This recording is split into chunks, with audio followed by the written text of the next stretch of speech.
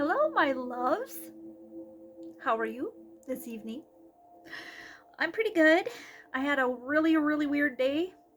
I'm not going to get into it. Super weird. Okay, we are doing our mini series. It is Spooky USA. That's what it's called.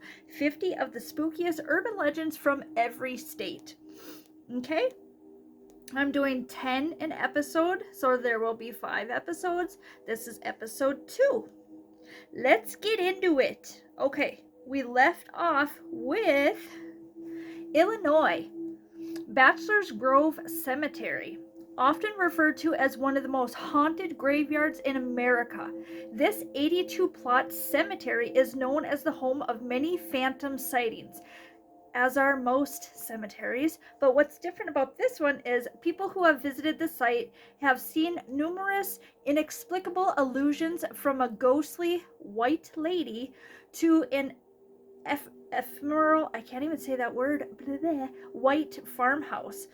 So they not only see ghost house, but they're seeing like this phantom farmhouse, like this whole fucking house.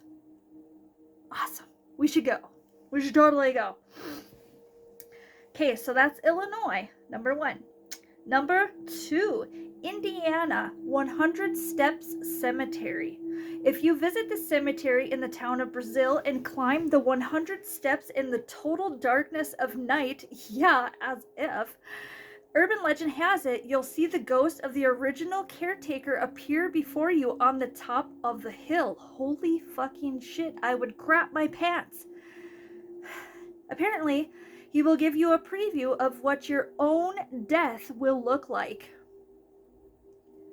I'm weird, so I kind of want to go. Not alone, of course.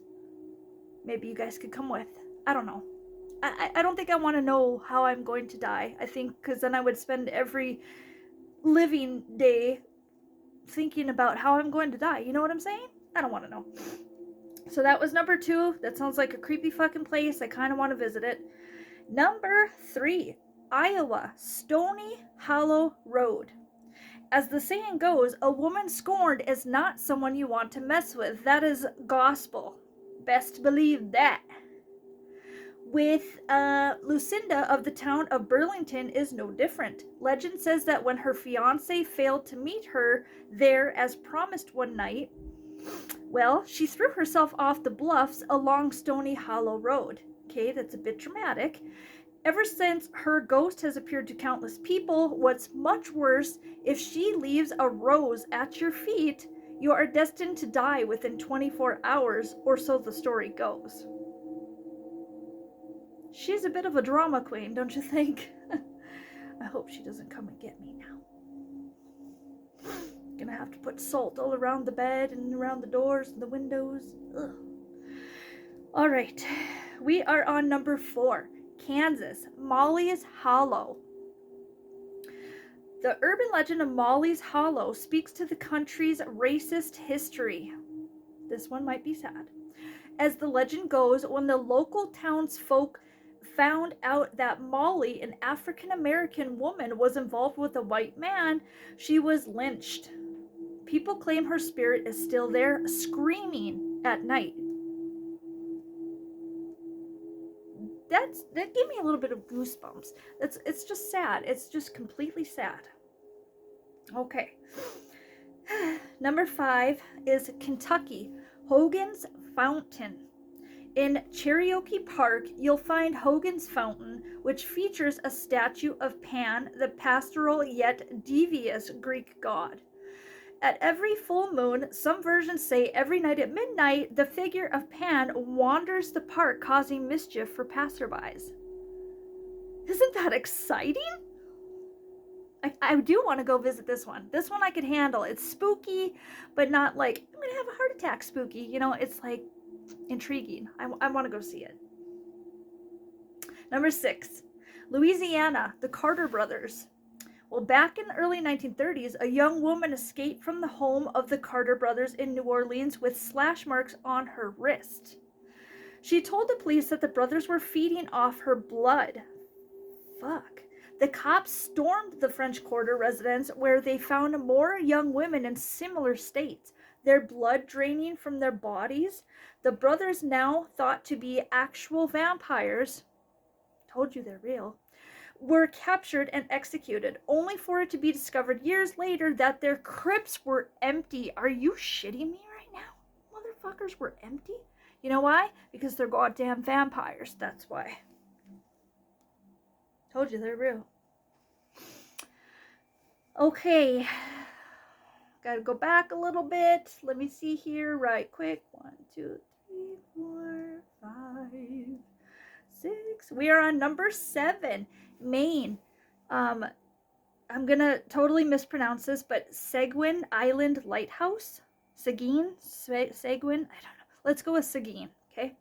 Like many urban legends, the one in Maine has to do with isolation.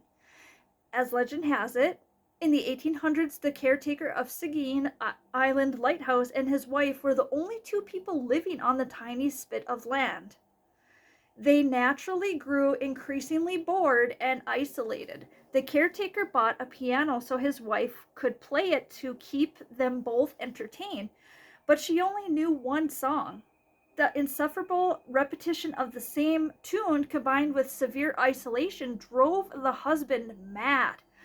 He took an axe, chopped the piano and his wife into bits, and then he killed himself.